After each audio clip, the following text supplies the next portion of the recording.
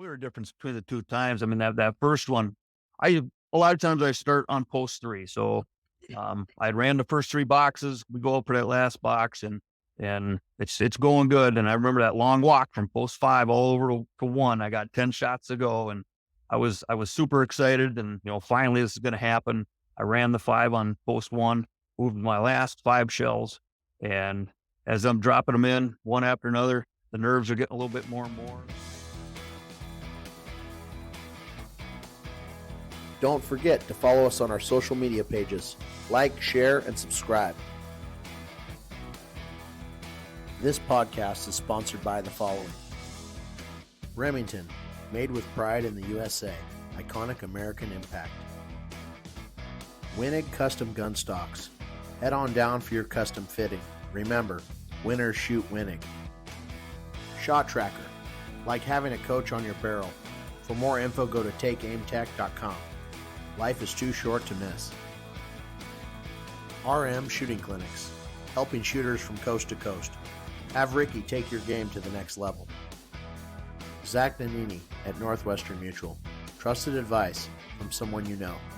We believe in putting people first. Other supporters for Trap Talk. The Nevada State Trapshooting Association. Don't miss their 75th annual state shoot this October in Las Vegas.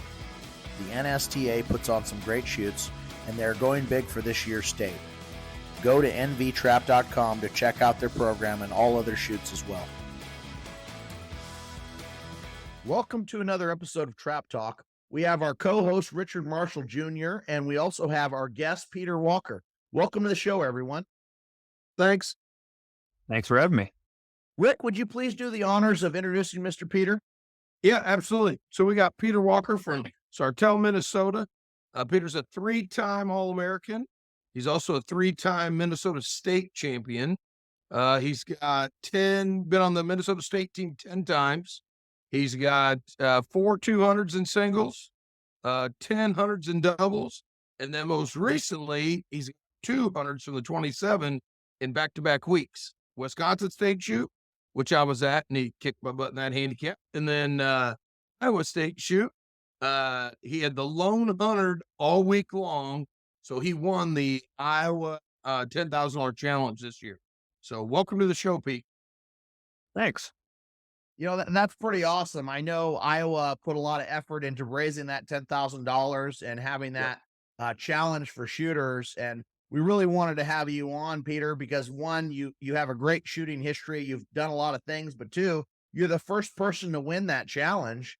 And we want to kind of hear, your story. But before we get into that, tell the listeners how you got started into trap shooting and a little bit about your background. I got into shooting. I'm real fortunate. It's a true family event sport for us. My mom and dad both shoot. They're both in the Minnesota Hall of Fame. My sister shoots. I shoot. My wife shoots. So sometimes we're at shoots. We fill out a whole squad, and it's a real special time to shoot. I started shooting fairly young, just shooting league and small one trap house league we had up in Northwest Minnesota, small town of Erskine. Kind of funny to begin with. I wasn't the greatest of shots. My dad then figured out that I was actually left eye dominant, so he made me switch because I'm a right-handed person all the way. But he made me switch when I was fairly young over to left-handed, and that's been a huge benefit for me my whole life, actually. Yeah, I mean, so that's a big takeaway right off the bat. Just as a young shooter, recognized your dominant side, and then made the adjustment. Even though you were comfortable on your right-handed deal, you went left side for long-term growth, and obviously it hasn't hurt you any. That's for sure. Well, you're the same kind of as my son Tyler. Tyler is right-handed. I mean, he can't even throw a ball left-handed, but we figured out he was left eye dominant. And I said, we're not doing this. We're putting the gun in the left hand. And I mean, he's become kind of a natural at it, so to speak. So how long did it take you to make that adjustment as a kid, Peter? I mean, I was probably 8, 9, 10 years old, somewhere in that ballpark. So I don't remember a lot of the process, but it seemed, I mean, it's so second nature to me now. It's real comfortable, and the transition wasn't too bad from what I recall. It just kind of happened. I mean, you were so young, but I think for people that are getting their kids young started into the game, figure out what side the dominance is and go right to that. Just whatever. I would say that's the first thing you do if you get the chance, because I mean, if you'd have shot for 5 or 6 years, it'd have been a lot harder to flip that over deeper into the game. But knowing you come from the family with that background, that was probably pretty helpful. Yeah, it really was. I know a couple of shooters that have done it in their adult life, and more recent, like Brad Gray, if you know him from Iowa, I believe Yep. he Yeah. switched, and how you do that after years of shooting right-handed. That's And unique I mean, I talent. think he broke 100 the other day doing it. I mean, if I remember correctly, I don't know if it was singles or doubles, but I mean, I just seen him on the board, so it's obviously He working pretty good. he broke a lone 100 at the Illinois State shoot in the doubles championship. I think is That's what what it was. Yeah, I or the seen. class doubles. I think one of them, but he broke 100 in doubles. I that said, whatever he's doing, it's working. Keep it up. Well, Aiden Dietering from Iowa. Aiden's a junior shooter. He's broke 100 right-handed, and now he shoots left-handed. He's a student of mine, and he's broke, of course, multiple hundreds. Left-handed made the 27-yard line, but that's pretty crazy to switch from one to the other. But kids, they can do it. Older people like Brad, you never know. So thanks for sharing a little bit of your story with us, Peter. That being said, when did you start really getting serious in ATA and chasing after it, and kind of how did that work-life balance go into your ATA career? I started shooting ATA, when I was a kid with my dad or whatever. We go to a weekend shoot here or there, but it wasn't much. I only shot a couple hundred targets a year registered, and just kind of go along for the ride kind of a thing. And when then I got into my career and older in life, and like a lot of shooters, we kind of are out of the scene for a while. But I started getting more into it when I moved down here to where I'm living now. I was closer to our state shoot, and it used to be held in St. Cloud. So I went to the last couple of state shoots there, got some more shooting in, and started getting more of a taste for registered shooting and what the bigger tournaments are like. And it was like 2010, 2011, somewhere in there where I really started to get a drive to shoot a lot more. So your targets started kicking up around that time. And from there is where you started winning more of your state championships and building your accolades over the last 10, 11, 12 years. Correct. Yeah. That's a bulk of my shooting has been in the last 12 years. Okay. Yeah. Well, and I've seen, looking at some of your scores, I mean, the past grands, you broke some big scores at the grand, in the handicaps. I think it was, if I look, I think it was like 21. You had like 2 or 3 99s in the handicap, in Sparta. And I know you were always close to the 100. Now, before you broke your 100 in Wisconsin, what was your long run in handicap before that? Well, that was a nightmare scenario, actually. 2 years ago at the Heartland Grand, it was the Friday night preliminary handicap. Yeah. And I was just in the zone. It was a kind of a cloudy, gloomy day, but for whatever reason, the targets were just there for me. And I ran 99 straight. And I missed that last target. Last one. Oh, Last one. I've done it. I think most shooters have it, whether it's from handicap or whatever. Everybody's missed their last target. If you haven't missed your last target, you haven't shot enough. I can agree with that. Now, I hate to bring up bad memories because I hate thinking about all the times that I missed my last target. But, going from just breaking the 100 in Wisconsin 2 weeks ago and that day in Iowa 2 years ago, what was the difference going into that last shot? I mean, were you more nervous 2 years ago, or were you thinking differently, or could you walk through your mindset and the shift between the two times? Clear difference between the two times. I mean, that first one, a lot of times I start on post 3. So I ran the first 3 boxes. We go up for that last box, and it's going good. And I remember that long walk from post 5 all over to 1. I got 10 shots to go, and I was super excited. And finally this is going to happen. I ran the 5 on post 1, moved my last 5 shells, and as I'm dropping them in one after another, the nerves are getting a little bit more and more, and I can't say what happened on that last target other than I just remember it floating off to the grass and, the disappointment from it. But I learned from it. That was one of the things I feel you always got to do for every miss you ever have in trap shooting is try to learn from it. Can't let it bother you. Can't let it piss you off. You got to learn from it. And I learned you got to stay focused on it. Fast forward to a couple weeks ago in Wisconsin, when I walked to that last post and I got 5 shots left, my mindset was absolute determination. I wasn't nervous about it. This is happening today. I'm not letting this opportunity slip away again. Fast forward to Iowa. That was a little different than those last 5 shells. I mean, I remember every time I shouldered my gun, I could just see the bead out there, just wiggling. I was all kinds of nervous. I really was. But that when the target cleared the house, I moved smooth to the target and just hit it. I smashed all 5 of them to get it. But I knew it was on the line, and that was nerve wracking. I've never been into a position like that. Yeah. How much were you thinking about the $10,000 when you were going into that last 25 at Iowa? Well, I mean, obviously it was on my mind. I was trying to not think of it.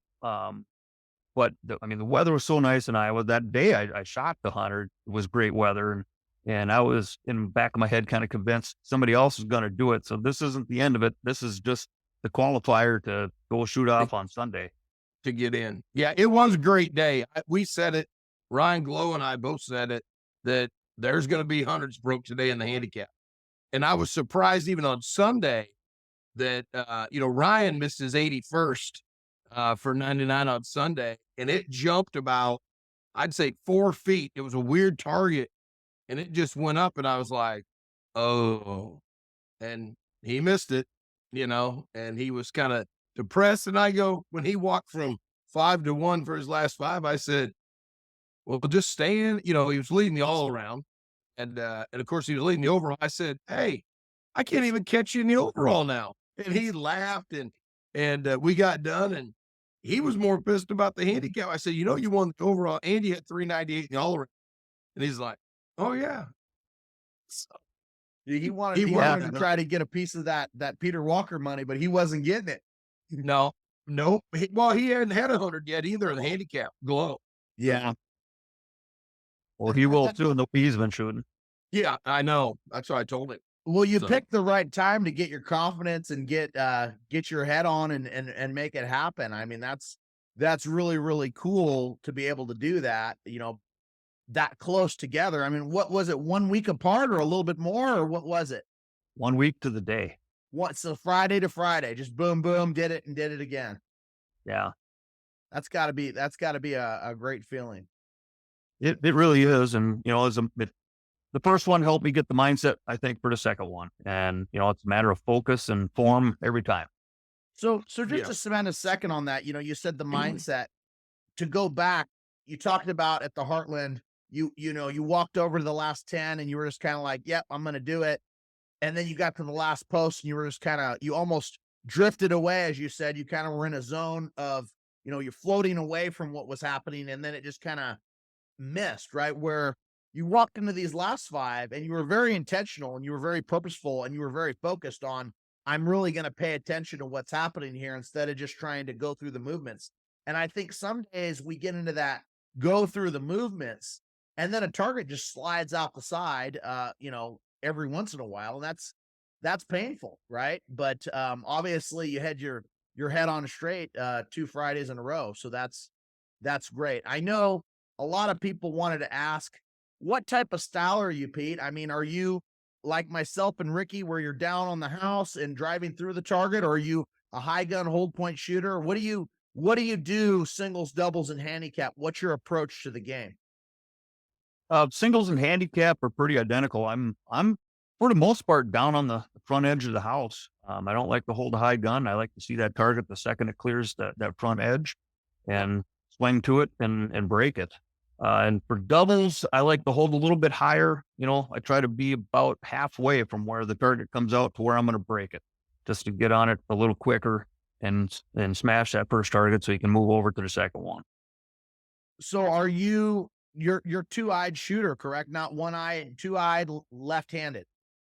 Yeah, two-eyed shooter. I taught myself to do that when I was a kid. I heard somebody say how beneficial that would be. That's good for shooting, and I actually taught myself how to do that with my BB gun and rifle sights, and that has translated into really, really benefiting me as a trap shooter. So when you say your BB gun and your rifle sights, what were you doing to do that transition? Were you doing drills with it, or what was that like?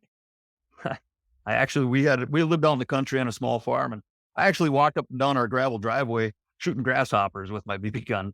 I wore out BB guns like every other year. And just for the listeners, you were just looking at the grasshopper, right? I mean, you were focusing on knowing where that gun was and feeling it more than aiming at the grasshopper, correct? Yeah, it's gotten to the point now. Even trap shooting, I never see my beads. I don't look at them. I don't see. I can take them off, I think, and shoot just fine. It's a matter of the gun fitting and forming right where you need to be. Your eye focus out there and on the target, and shoot. Now, do you look above the barrel then, or the rip, or are you looking kind of through the rip? I mean, Beyond it. I mean, okay, up over the top of the outer bead and out into the grass out in front of the house. okay, So that zone out where the target is emerging, not way out far past the target and not too close back to your barrel, but kind of where the target's going to be, Pete. Yep. And I find that's the best way for my eye to pick it up quickly and track it. like a soft focus out there, so you see it, pick up on it. Yep, it's like correct. we do, Zach. Pretty close. Yeah, I mean, basically, yeah. I'm more closer to what I know. Ricky says through the beads. I'm a little bit above. I look through the beads. I'm a little bit above and kind of soft focus around, looking for that angle. It sounds like you're very similar to that, Pete. Now, I know we've had some shooters like Keith Ditto, where he's in the middle of the house all the time. Are you moving your hold points in relationship to the post? Like, are you on the left-hand corner on 1 and then on the right-hand corner on 5, or is that different too? Yeah, I move from post to post. My hold points move with me in much in conjunction with the post, except for on like post 1 being left-handed. I actually hold out from the side of the house, probably a foot of distance out to see those targets a little bit better, a little quicker. As a lefty, is it harder for you on 1 or on 5? Actually, I think post 1 a little bit more than 5. Okay. So Pushing the gun away. That's from why its weight. you cheat to that side a little bit more. Yeah, and unlike I think a lot of shooters tend to really focus on, I see a lot of shooters, my dad included, whatever, kind of have a softer hold on the gun, so they're not ground into it or whatever. And before they call target, I see them move their hands or whatever to stay loose. I'm 100% the opposite. Actually, I lock into my gun. I have a callus on my pinky from grabbing the forearm, so much that it's tight on there, and my finger is actually up on the barrel. My index finger is on the barrel. I have a piece of Velcro up there, but so it don't burn my finger. But I grind my gun is in tight to me, and my cheek is in hard on the comb. Yeah, I mean, I know Ricky, is a firm mount, but I'm like you, Peter. I'm like aggressively locked into that thing. Like I got a death grip on it when I'm out there, and I think, Zach's shaking. He's like, I'm like holding that. I mean, I'm on it. There's no movement in my gun when I go to anything. That being said, though, it's starting to get to a point where my wrists and my hands are starting to hurt at 32 from a 500,000 shots. But hey, it is what it is. I don't think I can change my old habits at this point. So, hello, Trap Talk listeners. Zach Nannini here. I'm really excited to announce that we're giving away this shot tracker. This shot tracker was talked about in episode number 28 with Jim, Robert, and Ricky. We go over the technology and how it can help you shoot better scores. That being said, all you have to do to enter in for this is go to our YouTube page at Trap Talk from the Back Fence, like and subscribe our channel. Once you're subscribed, you're automatically in for the drawing. We're going to be drawing this thing on August 7th at the Grand America and giving this bad boy away to a lucky listener. It's worth over $1,000, and I'm really excited to do this. Thank you to everyone at Shot Tracker that made this possible.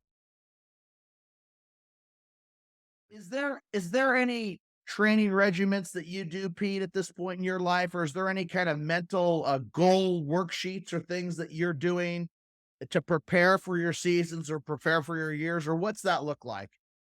Yeah, I do a lot of my own training. I've been a firearms trainer for 20 some years, so I preach and practice, form and muscle memory a lot. And, you got for trap shooting, I mean, basically we're picking up a 13, 14 pound gun 250 times a day, if not more, and hoisting it. So there's muscles to build with that. I do gun lifts, and I use a Jordan wall chart for, working on staying smooth with the targets. I really like that system.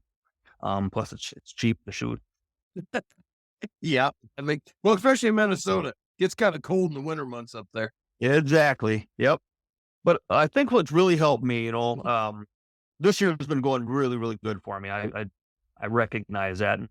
I kind of played back my last few years and what I need to do to stay practiced and honed, and also to focus or have a goal, be goal orientated in my shooting. And I think far too many people go out and, I'm going to go shoot 4 rounds of singles today and 4 rounds of handicap for practice, whatever. And they're just kind of compiling a task for themselves to do. Whereas I try to have a goal in it. I started this last year, and it also helps me from shooting too many boxes of shells every time I go out to the range, because that gets expensive too. But I come up with a training regiment where I shoot 1 box of single, 1 box of handicap, and 1 full round of double, with the goal of shooting 100 straight. Mm-hmm. And every time I got a day off, I go out. I don't care how windy it is, because we got to get accustomed to shooting in wind. If it's pouring rain, I'm not going to, I guess, go out there and do that one. But days off, I really focus on going out to shoot all 3 disciplines, and in quick conjunction with each other. And it's proved to be challenging. And I keep a log of how I do every day, and whatever. And actually, yesterday was the first day I actually ran all 100 targets. First Nice. day in your life? Yeah, I started doing this, 1 round of each last year. Mhm. So I've shot, anywhere from This is a pretty new drill, but I mean, just hearing it sounds pretty helpful. I've shot singles and handicap and doubles practice before, but I've never gone out with that intention. And I know, the Bartholos talked about perfect practice, and that kind of reminds me of what you're saying. You're really trying to just work on your execution, maybe a smaller amount, but making the amount of practice more valuable than just shooting a bunch of targets in the air. Exactly. Yeah. Like I say, you go out with the intention to shoot X amount of boxes. Well, that's exactly what you're going to do. Yeah. And the results aren't necessarily going to be so defined. But Yep. I go out with the goal of shooting all 3 and hitting all those targets. It keeps me focused and keeps a goal to achieve. Yeah. Well, and that's the biggest thing is goals. And I talk about that. And we've talked about this, Zach, on the show multiple times. Almost every But episode. Yeah. yeah. And in every lesson I teach, I always tell people, you got to have goals. If you don't have goals, what are you doing? And same thing, you have to have practice goals.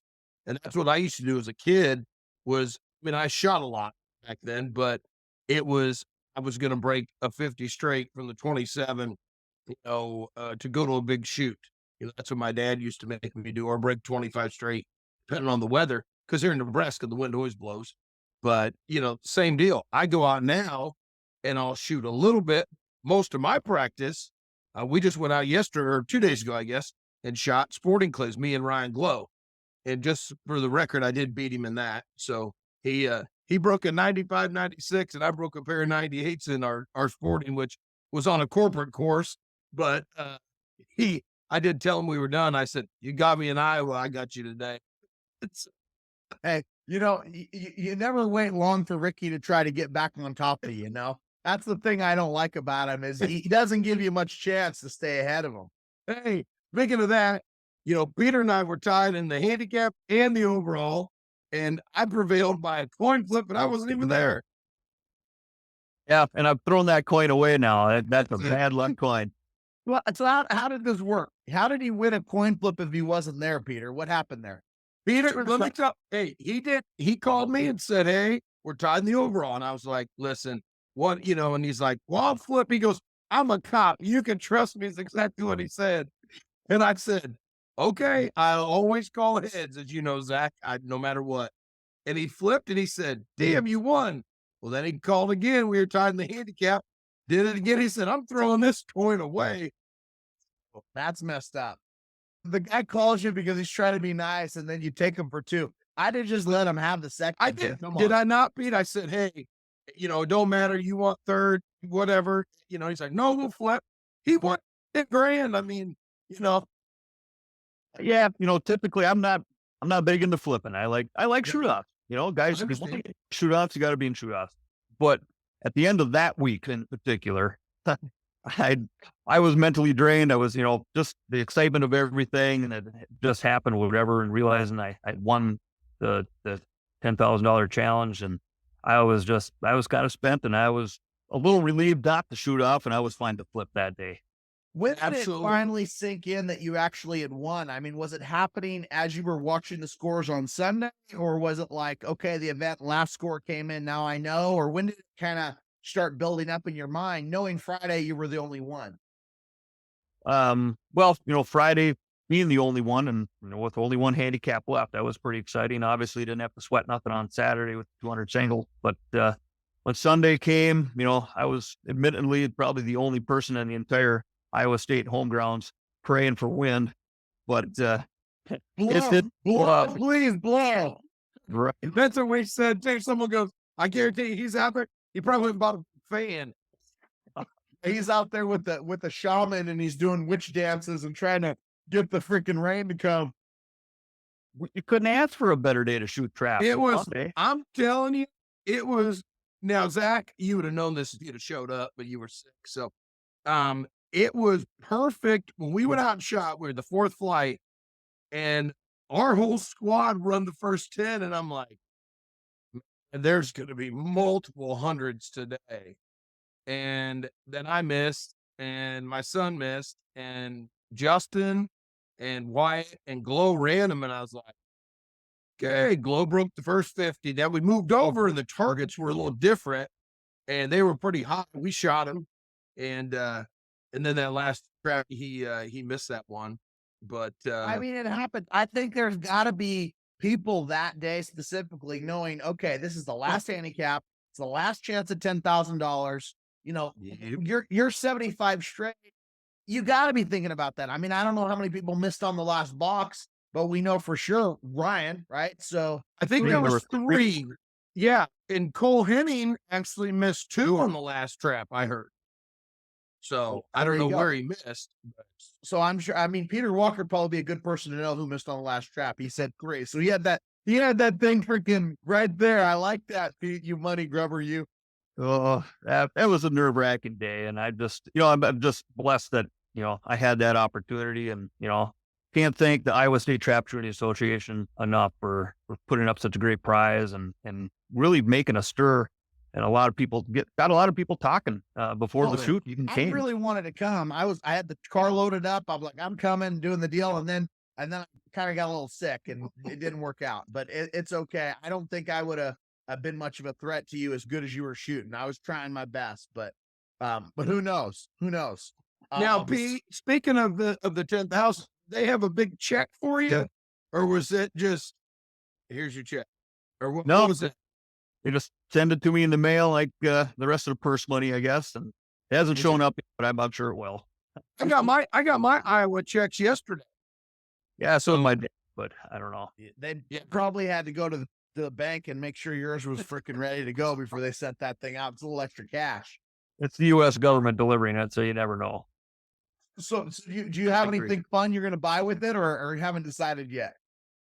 Oh, the wife sent me a few pictures of some golf carts. That might be what we're going to have to get. I don't know. I'd get a golf cart and get some of those shiny rims on it and have a license plate that says 10K on the back. But I'm a little bit flashy, so you might not do that. Yeah, we'll see where it goes. For right now, he's Italian, Pete. I'm Italian. Yeah, it's just a habit. So Pete, is there anything that you would tell the listeners that they need to work on to elevate their game? I mean, I know you shared a lot of your techniques, a lot of your training practice. You said you do gun mounts in the wintertime. You obviously train on the chart. You've got some very specific, purposeful practice, goal oriented. But is there anything else that you would give that's valuable to the listener? One of the things that helped me a lot is observing, just watching other great shooters and try to see what it is that kind of really helps them be good. Yeah. I had a fortune few years, or was fortunate a few years ago down in Tucson for I think it was the Spring Grand, and Sean Hawley had squatted with us, so I got to shoot around with Sean.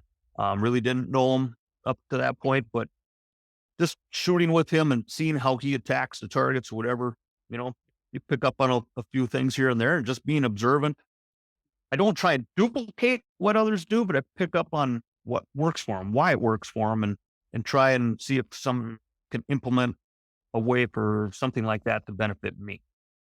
Yeah. Of course, yeah. I mean, you have your own style, as we all do.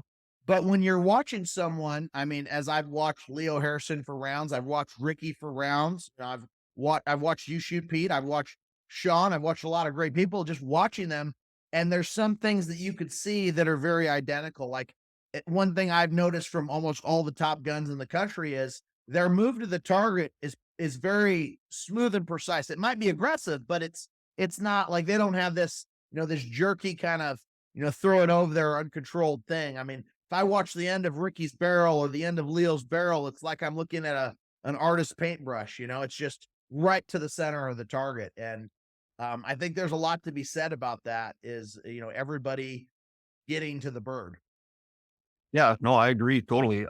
And I've gotten to be quick on getting to the bird, but that hasn't been intentional. I'm a fast shooter, but that's just developed on its own. I've never tried to be fast. I don't think anybody Yeah. should try to speed up their intentional movements, No. and it's should be a natural increase on its own. It's there when it's there. Now, Rick, is there anything that you think we need to ask Peter that we haven't already today? I know we covered a whole lot of good stuff. Is there Yeah. anything we're missing?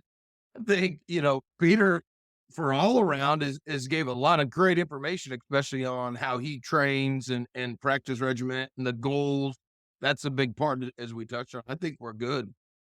One thing I wanted to ask you, Peter, is now that you've done the Grand Slam twice, that was obviously a big goal. I know it was a big goal of mine before I did it. What's the next goal in your mind? What's the next thing that's got you driving moving forward? I started this season with I had my main goals was to win another state title, which I was fortunate enough to do, to get my Grand Slam. And that was a great relief when I did that in Wisconsin. And then, absolutely mind blowing. I backed it up a week later. That was really rewarding. Another goal I've had for this year is to try and make the open first team All-American team. Yeah. And try to get up points to do that. So I'm still working at that, hoping to have a good grand and Well, go from there. you're shooting like a house of fire. If you keep busting those hundreds in handicap at the grand, I think you'll get enough points to make the first team. I hope so. That's the thing. The grand, of course, is the telltale of all of them. So Yeah, I mean, there's so many points there, being an 8 factor in the prelim and a 10 in the grand week, and then the championship events being worth 12 factors if you win the event. I mean, you win 120 points if you win the Grand America Handicap. I mean, that's huge. If you start stacking it on with other events, you could get 5, 6, 7, 800 points pretty quickly. And most people, they don't even get that many points in a year, right? So it's really, really important to show up there and shoot successful. So, Pete, it's been great having you on the show. Is there anyone that you'd like to thank? Is there any sponsors or people that you'd like to give a shout out to? I'd like to thank the Deltone Shooting Range. It's my home shooting range I go to all the time. Owned by Scott and Sarah Arvig. Great couple, bought the place just a few years ago. Their kids, Myra and Cyrus, work out there. It's a great family feel out there. The manager of the shooting range, Jeff Hoppus, has done so much for me, and he sets targets for me. Whenever I come out there, gives me a field of my own, so I can just do my training, what I want to do. And that's really helped and meant a lot to me over the years. And obviously my family, my mom and dad, Dean and Betty Walker, Minnesota Hall of Famers, my sister, Julie, and above all, my wife, who she travels with me. My wife, Dawn, got in the shooting when we met, and we go from state to state shooting, and she loves it just as much as I do. And the subculture and the great people that are in trap shooting is just awesome. Absolutely. Feels like an extended family. A lot of times we get to these shoots and visit with people. So, You know, and I love that, and we want to thank you for being on the show and sharing that. And it does feel like a big family out there, and we're trying to keep that family connected coast to coast. So we appreciate you giving us your time, your insight, and your expertise. And congratulations again on your great victory in your Grand Slam. That being said, I do want to thank our show sponsors because we wouldn't be here without them. Remington, obviously, for being with us from day one. Wenig, Stockworks, the one and only RM Shooting Clinics. If you need some help, he's pretty good at doubles, I've heard. That means Shot Tracker. We're giving that bad boy away at the Grand. We're pulling off of our YouTube subscribers. So go to our YouTube channel, like and subscribe, and that automatically gets you entered in for $1,000 Shot Tracker. We're going to be pulling that on Monday, which is August 7th, I believe. And then if you guys need a financial advisor, I'm your guy, Zach Danini. Give me a call. So look forward to seeing you at the Grand. Really excited to see everyone and meet the family again, and have a little bit of food, maybe a couple cocktails, and shoot some podcasts. We're going to have a good time. Yep. Rick, anything? No, we're good. Thanks again, Peter. I appreciate it. thank you guys. I'll be in Sparta next week. Yep, For we'll sure. get started. Thanks for tuning in, and we'll catch you next Friday. Thanks for tuning in to Trap Talk.